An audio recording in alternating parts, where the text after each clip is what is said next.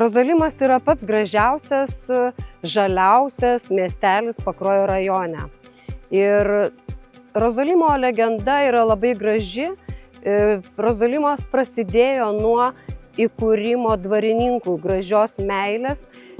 Kažkada gyveno šalia Rozalimo Padubysio dvare dvarininkai Drabišiai.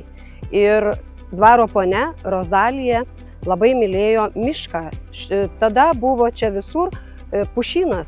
Ir nuo Rozalijos sapno prasidėjo Rozalimo miestelio įsikūrimas. Tai buvo apie 16 amžių.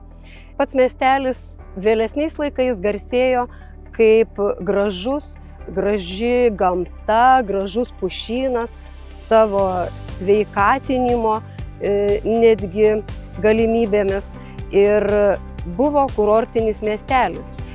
Sakoma, kad vasaromis sutraukdavo virš 500 poilsiautojų į Rozalimą. Ir mūsų miestelyje yra apsilankęs sveikatinimo tikslais netgi rašytojas Jonas Biliūnas. Prieš 20 metų įkurta buvo bendruomenė šitame pastate. Tai bendruomenė pradėjo galvoti apie savo veiklas.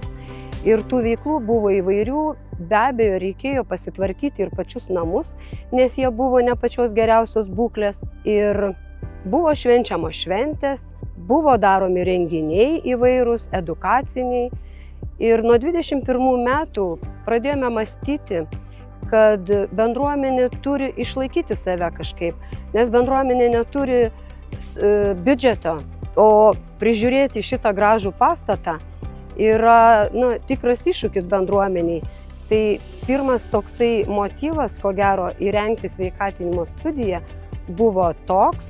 Ir plus, kaip ir visoje Lietuvoje, taip ir pas mus Rozalime, tolsta nuo žmonių sveikatos sistemos paslaugos. Ir nuvykti į tolimesnius miestus, į sanatorijas ar gauti paslaugas reabilitacinę seniems žmonėms Rozalime gyvenantiems yra didelė problema. Nes ir susisiekimas, kažkada anksčiau Rozalimas buvo labai patogi vieta ir kas pusvalandį važiavo autobusai, tai šiuo metu to nebėra ir sunkus susisiekimas pagyvenusiems žmonėms. Todėl buvo nuspręsta priartinti šiek tiek, prisiminti, kad Rozalimas yra kurortinis miestelis ir sugalvojame, kad reikėtų įkurti sveikatinimo studiją, kad žmonės galėtų reabilitaciją turėti čia, šalia namų.